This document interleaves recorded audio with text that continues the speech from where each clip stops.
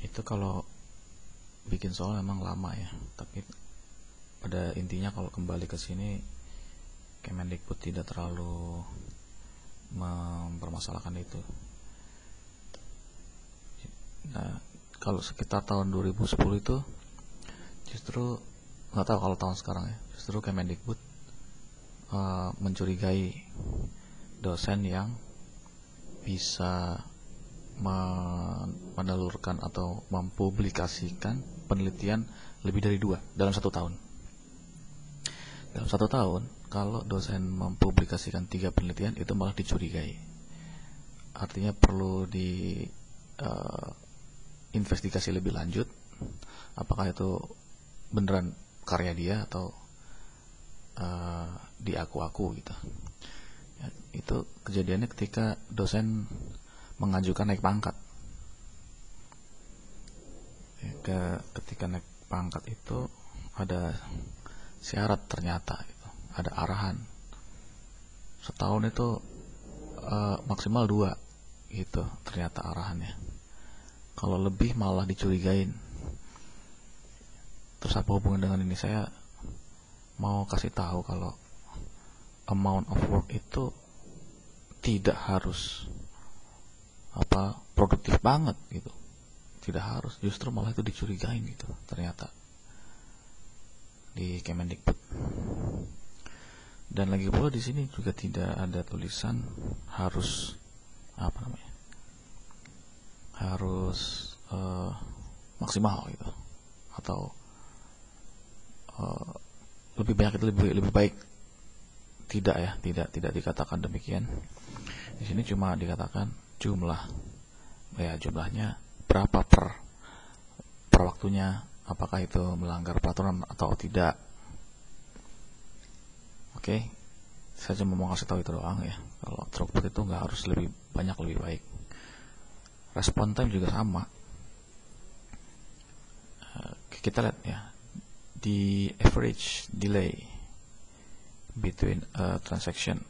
Nah, kalau di sini kan ada langsung disebut di situ delaynya gimana. Kalau yang namanya delay itu nggak ada konotasinya buruk ya, nggak ada baik-baiknya gitu. Yang namanya delay itu kan artinya telat ya.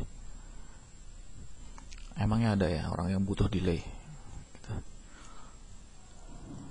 Ketika delay malah berprestasi, kayaknya nggak ada ya di sini nih.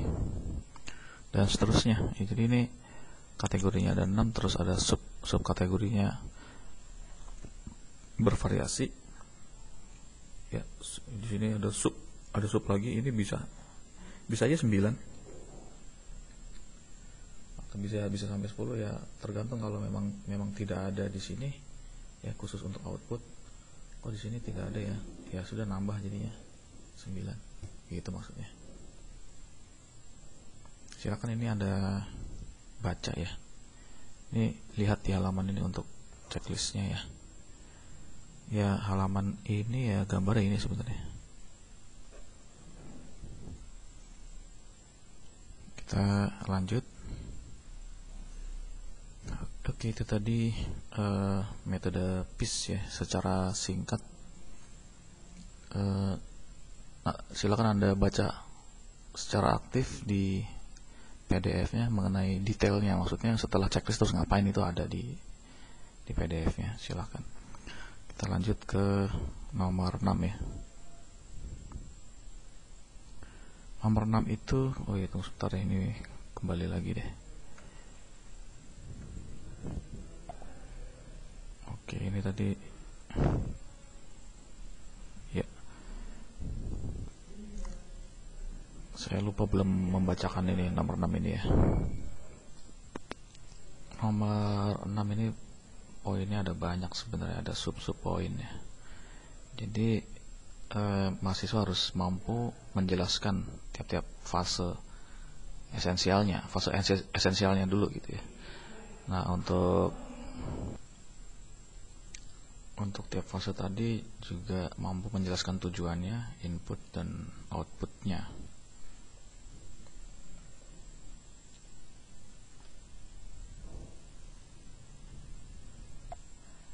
Singkat cerita ya, fase-fasenya yang esensial tuh seperti apa. Jadi di chapter 1 kita telah diperkenalkan ada 4 fase project inisiasi. Ini yang di chapter 1 ya. Terus ada sistem analisis, sistem design, sistem implementation. Ini yang pernah saya jelaskan dengan mind map ya, yang saya sajikan dengan apa nih istilahnya ya, mind map yang bercabang-cabang gitu ya. Jadi ada 4 itu fase klasik. Nah kemudian di fase metode ini ya, metode fase ini,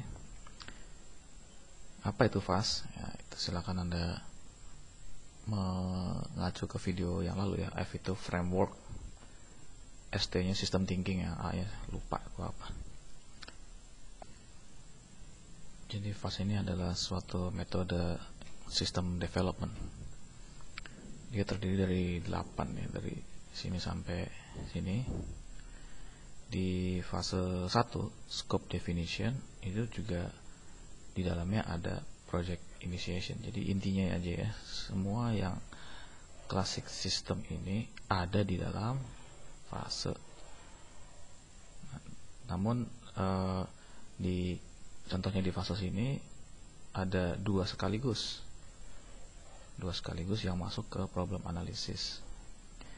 Jadi intinya semua klasik phase masuk ke fase dan ada penambahan.